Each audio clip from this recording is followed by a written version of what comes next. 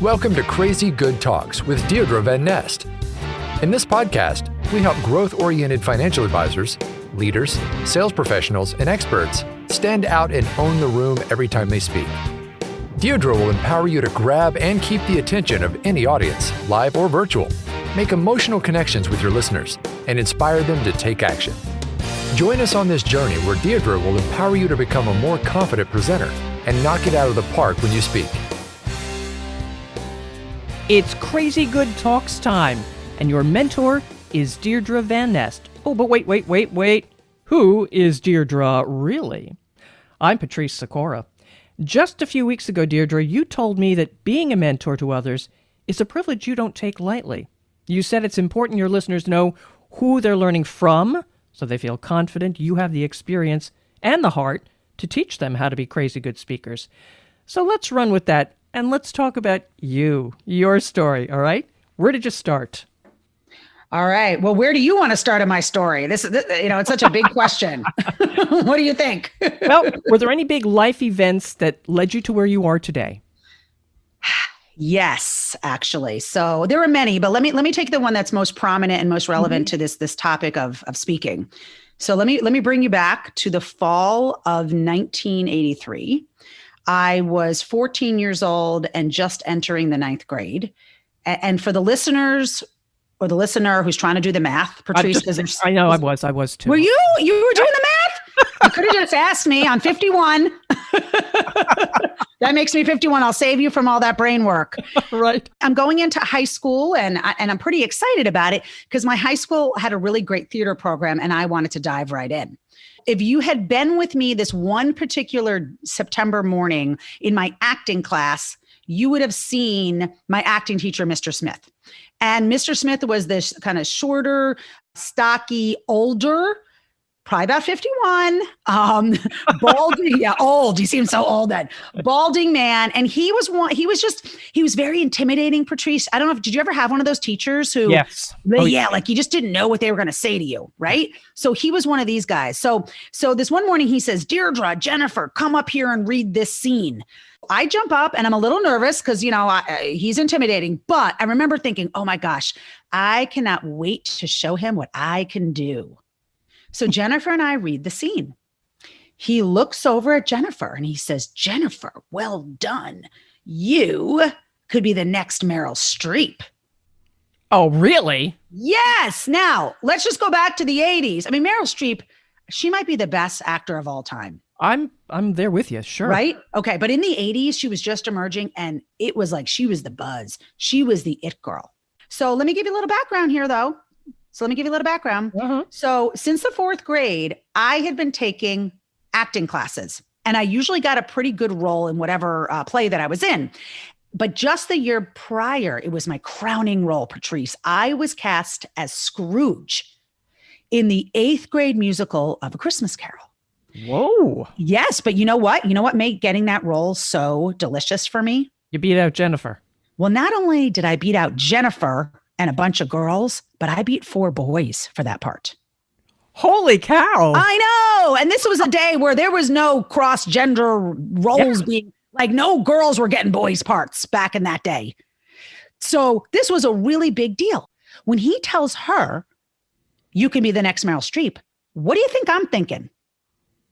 Something better? Something better. Like I remember thinking, oh my goodness, who is he going to say I can be? I cannot wait to hear what he says. So I look over at him. He looks over at me and he says, Deirdre, that stunk. You're kidding. I'm not kidding. No acting teacher should ever say that to a ninth grader. Oh, okay. And I was devastated. Like I can understand. I was honestly, do you ever have a conversation where it's like literally like a knife to the heart? You just don't even, you're so like taken off guard, first of all. And it's just, oh my gosh, it's not what I wanted. Even now you can hear, right? Like it renders me speechless because it was so upsetting. So I remember being very confused about that statement and thinking like, does he know that I was Scrooge? Like, how could that, like, I'm pretty good at this. How can that stink? And I beat Jennifer, right? And then I quickly realized that the entire class heard him call me out. And I was humiliated. Oh, that's true. I didn't. And can you imagine as a 14-year-old? Yeah. And at that time, Patrice, I wore my nerve endings on the outside of my body, I like to say. My mom had died just a few years prior. And life was not good. Mm-hmm. And so it didn't take much to crumble me. That makes sense. Yes. Yeah, it didn't take much. So I remember just sitting down, not saying a word. And at the end of the semester, I quit acting. I wish I could tell you, because of that moment, I grew a thicker skin, right? Or I chalked it off to a bad day or a bad opinion. But I didn't do that. And you know what else I didn't do? I didn't take the stage in any format, Patrice. No acting, no public speaking, no nothing, for 24 years. Because of one comment by him. Yes. And you know what? I'll be honest, and I'm not going to blame him, Patrice. I mean, yeah, maybe he was careless with his words, but I'm sorry, not going to. I would blame him. I would. I did in the beginning. I've come to realize that really, and this could be another conversation, but it's really my relationship with fear, like that held me back. All right. Because of that moment, I just never wanted to hear the words "you stink" again in a public forum. So I avoided any type of speaking in a group for 24 years. I mean, even to the point where I got a master's degree back in the mid 90s as an occupational therapist. And in our end of the first year of the program, some of my classmates came up to me and they're like, "Hey, would you want to run for class president next year? And my first question, Patrice, was, do I have to give a speech? That was my first question. In fact, that was my only question. And then they said, yeah. And I said, nope. No, what role can I run for? I don't have to give a speech. Well, I guess if you're vice president, you don't really have to give a speech. Great, I'll run for that. Whoa. Yeah. When did you realize that it was fear? So then, okay, so let's like transport us forward in time. Now we're in the late 90s, early 2000s, and I'm starting to notice that fear in general is becoming this constant theme in my life in terms of fear making decisions for me. And I just kind of had to come to Jesus and was like, I need to start living differently. I don't want fear of what people are going to say, what people are going to think, of what might happen, of rejection, of this, of that, anything you can imagine to continue to hold me back in my life. And one of the areas that I don't want it to hold me back is professionally. And so I went on this relentless pursuit of what I now call fire my fear. I didn't call it that then, but now I call it fire my fear, which means you fire fear from the chief decision maker in your life. Like, whereas you might still be afraid, but you're not listening to what I call the voice of fear and making decisions based on listening to that voice. How did you do that? How strong you must have had to be. No, it wasn't really about strength. Again, I'm all about strategy. and it was more about finding people to help me and putting a process and a strategy in place so that I started to really rewire my brain, quite honestly. So I started to learn how to make decisions from a different place. And so I was very fortunate. I'm going to recommend a book. Other than the Bible, Patrice, this book has changed my life more than anything I have ever read, and I think more than anything I will ever read.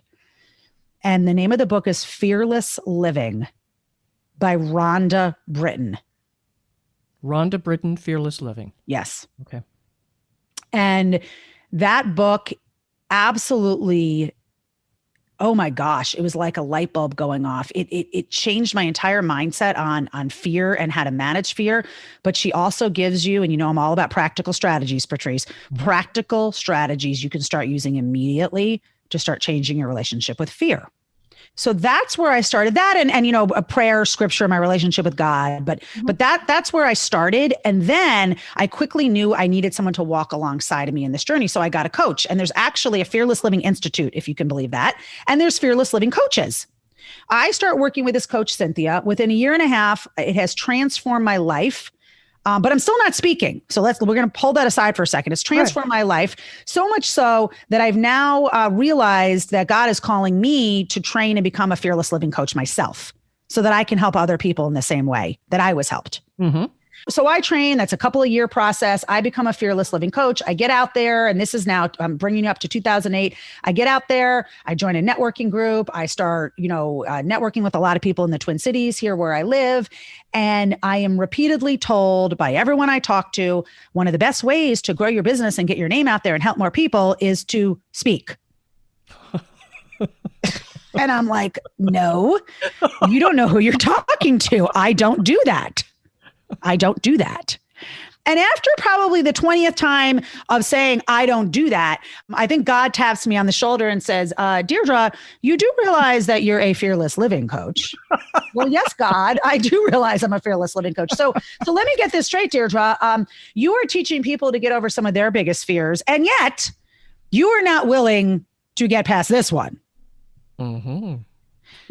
And I'm like, oh, one of the things that I hold near and dear as a tenet for my life is always walking my talk, Patrice. I'm not saying I do it perfectly or do it the first second, but if you call my attention to the fact that I'm not walking my talk, I make a change pretty quickly. And if it's happening to you every single day. So I had to change that. I had to start speaking. Oh my gosh. So I got a book. As I mentioned in the last episode, I was like, someone needs to help me. And I didn't have enough money for a coach at the time. So I just needed to start somewhere. Mm-hmm. So I found my mentor, Craig Valentine. I found his book, World-Class Speaking, and I just followed it to a T. And I just thought, okay, if world-class speakers use this process, how bad can I be? I'm going to use this to bolster my confidence. And that helped immensely. I mean, I was still terrified, but it helped immensely. And I'll never forget the first time I got asked to speak. Oh my gosh. I didn't call the woman back for a week. Oh. And I told her I had to check my calendar. I didn't have anything on my calendar. I was just starting my business. I was checking my courage level. Right. So I got out there, Patrice, and I started noticing I could make an impact on people. Mm-hmm. Like I started noticing that I was helping people. And I started noticing that, oh, this isn't that bad. And I started noticing people aren't a hostile audience typically. and they were kind and they were nice. And I actually started noticing I enjoyed it. It's not that bad. That's the phrase right there. Yeah. Right. And so over time, then I started getting paid to speak. That was crazy. That was crazy to me.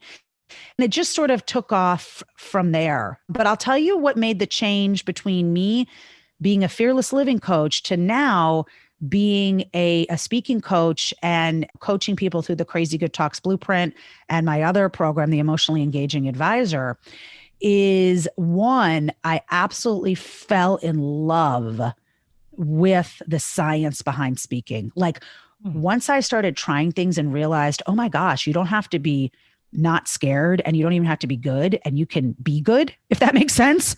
Yeah. Holy moly. Right. And then I started teaching my fearless living clients some of the things that I was learning because they were all business owners and they wanted to bring in more business too. So I started teaching them some of the things that I was learning. Well, they started trying it out. They started getting great results. Whoa. And then I told you I was in this networking group. And it was one of those groups where you had to go around and every week you got to give a 60-second commercial about who you were and the referral you were looking for, right? Well, I started, I'm sitting in the group and I'm giving my fearless living commercials, but I'm speaking now and I'm looking around the room and there were people where as soon as I got up to speak, the entire group just tuned them out, Patrice. Like they started texting under the table, right? They weren't paying attention. And my heart broke for those people. I mean, it devastated me. I mean, there was this one guy, I'll never forget him, Andrew, the attorney. Great guy, really cared about his clients, was very skilled, but he could not communicate his value to save his life. And people tuned him out. And I thought, this should not be this way. Every voice matters. Everyone has a mission. And if you cannot communicate that mission in a way that gets other people to sit up and listen and take action, I think not only do you lose, the clients you're supposed to help loses, and I think the world loses. I thought, I want to help people with that. I want to help everyone find their voice and be able to communicate their voice in a way that's powerful. And so in 2011 and 12, I switched the direction of my career. I got certified by my mentor from the book all those years ago, Patrice Craig Valentine. I got certified as a world-class speaking coach, started coaching others, and then I developed my own process that I now call the Crazy Good Talks Blueprint. What was the topic of the very first talk you gave that you got paid for? Oh, it was about fear. It was fire your fear. Okay. Yep. Okay. It was firing your fear. All right.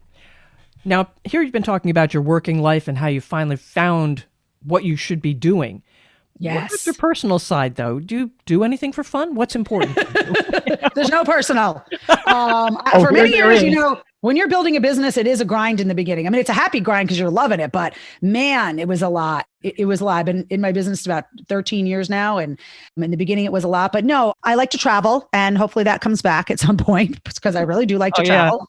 I do enjoy exercise. My family and I were big boaters. My husband has his merchant marine license, his 100-ton captain's license. So we do a lot of boating. Yeah, that's super fun. We do a lot of boating. I absolutely love to read, love to read. And then my new hobby, is pistol shooting. Okay. And that's been really fun. I really like, there's so much to learn about guns and gun safety. And there's a lot there. I like to be competitive with myself. Like I go to the range and I give myself a challenge. I put up a target and I say, okay, I'm going to shoot in the upper left quadrant.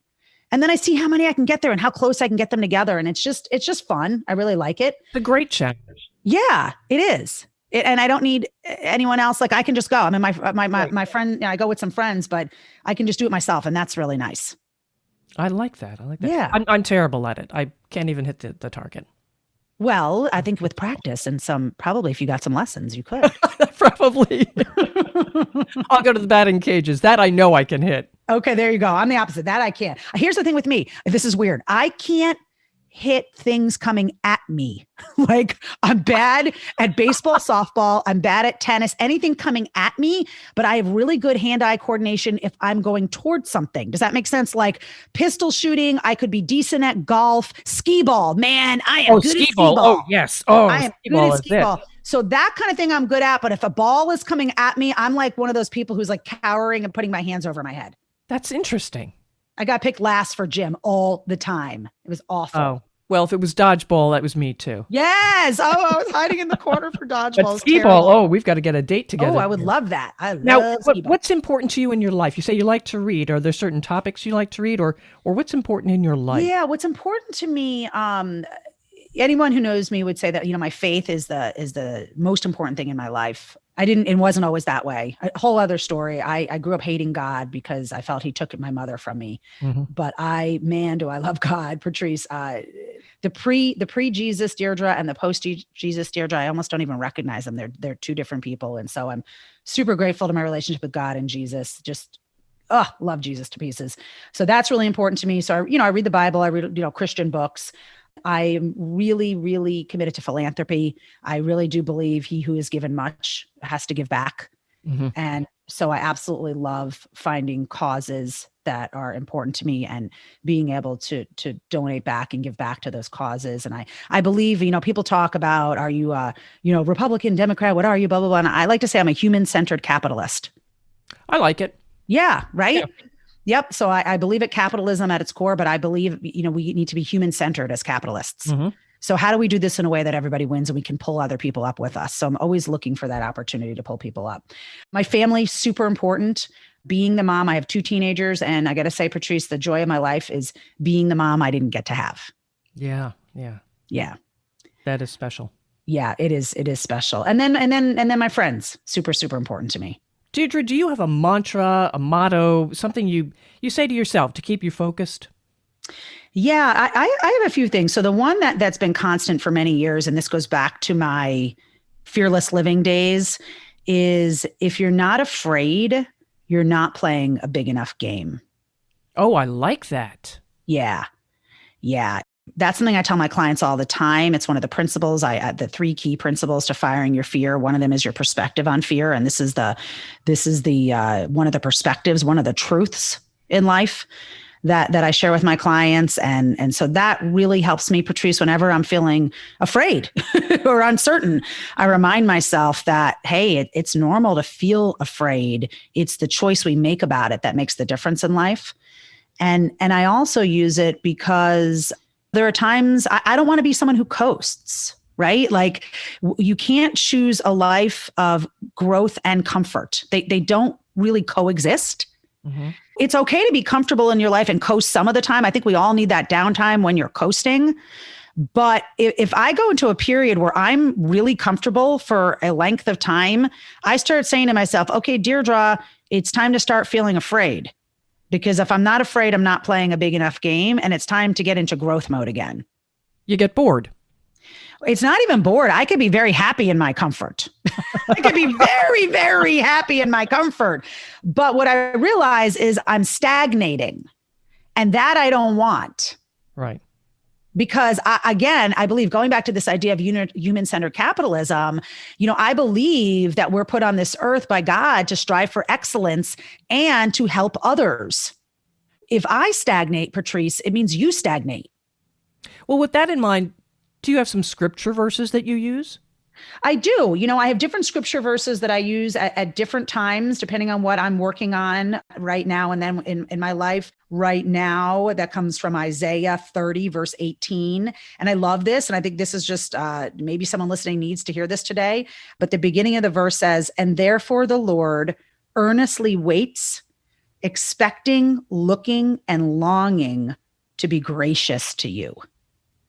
And I love that. I love the image of God looking down at us and looking around and wanting to be kind and loving and gracious to us. That to me is so much promise. Yes. So much promise there. Yes. Because I gotta say, and people don't know this of me. They don't believe this of me. If I don't really soak my mind with what's true, I can buy into the waiting for the other shoe to drop kind of mindset just because of what happened to me growing up. What do you mean? Like, oh my gosh, this is the best year I ever had in my business. Well, when's the other shoe going to drop? It's got to be horrible next year. Oh, I gotcha. Does that make sense? Yes. And I know it goes back to trauma-related responses and thinking, right? I lost my mom. I kissed her goodbye 1 minute and she was gone the next. There's this part of me, Patrice, that old wiring that's always waiting for the other shoe to drop. For me, the only thing that's helped is really bathing my brain in scripture and realizing like, no, God's not up there trying to get me. Mm-hmm. He longs for me and wants to be gracious to me. And hopefully that helps someone else who's listening. What are some of the achievements you're really proud of? Besides getting over your fear? Yeah, I am proud of that one. It's taken a lot. It's taken a lot, quite honestly, to get to this place. Some of the achievements I'm most proud of is actually a client recently told me a couple of weeks ago, a host who hired me to host an event for a big insurance company said, "Wow, I can't believe you held attention for that long in a virtual setting." And it was I'll get that a lot when I speak for a half day or a day. And I treasure those compliments too. But this was a 2-hour virtual workshop. And that's a long time virtually. Yeah. And we had people staying on even 15 minutes after we closed to ask more questions, more than half the audience. That must have been very powerful. So that was very powerful and very rewarding. But I'll tell you what actually excites me the most about a compliment like that is it's not because Deirdre is so dynamic that she can hold the attention of an audience for that length of time. You know why that happens to me on a regular basis, Patrice? Why? Because of the process I teach. Uh-huh. It's totally about how I structure my content. And so when I get a compliment like that, it's a win for my clients. Because if they structure their content the way I structure my content, they too will be able to hold the attention of any audience for any length of time, whether it's live or virtual. With that in mind, what is one thing listeners can do right now to begin this? If they want to join to become a crazy good speaker. Well, the first is really a mindset shift. We're going to get into actionable speaking skills in the next episodes, right? And starting with the next one. But I would say the first thing is if you're someone who doesn't think you can be good at this or you're afraid, you can. So start changing your self-talk. Think about my story. Trust me, if I can be up here not only being a highly paid international keynoter and trainer, but teaching others how to do this. From where I came from, you can do this too. And I really want to encourage you to write down that mantra everywhere you can and everywhere you're going to be looking. If I'm not afraid, I'm not playing enough, not playing a big enough game. And then on the flip side, if you're already really great and successful at speaking, I want to encourage you to have an open mind and realize if you haven't trained or you haven't trained on structure, right? You have maybe coached with our coaches, you've trained on delivery, but if you haven't trained on your writing skills and how you structure your content, keep an open mind and recognize that you too will get massive value from this podcast. It will likely be a game changer for you the way it's been for many of my highly accomplished clients in this area. You have a great quote from James Hume that brings it all together. Yes, I want to bring it back. If you believe, like I do, that every time you speak, you're auditioning for leadership, I really want to encourage you to tune into this podcast, because I would be honored to walk alongside you in this journey. I would be honored to be your guide and your mentor. And how can someone contact you if they want to learn more now? Yeah, the simplest way is to go to my website, crazygoodtalks.com. Crazy Good Talks is with an S, so talks is plural, crazygoodtalks.com. And then I'm very active on LinkedIn, lots of great content there as well. Follow me on LinkedIn, ask me to connect with you. I'm an open networker, so I would love to have you in my personal sphere. There you go. This is only episode 2. We've got a lot more coming, and make sure you get to episode 1 if you missed it. And make sure you get an alert when the latest Crazy Good Talks podcast from Deirdre Van Nest is available. Just subscribe using the subscribe button on this page, and you can share with the share button. I'm Patrice Sikora, and we'll talk again later. Thank you for listening to the Crazy Good Talks podcast. Click the subscribe button below to be notified when new episodes become available. The information covered in this podcast represents the views and opinions of the guest and does not necessarily represent the views or opinions of Accelerated Performance, LLC. The content has been made available for informational and educational purposes only.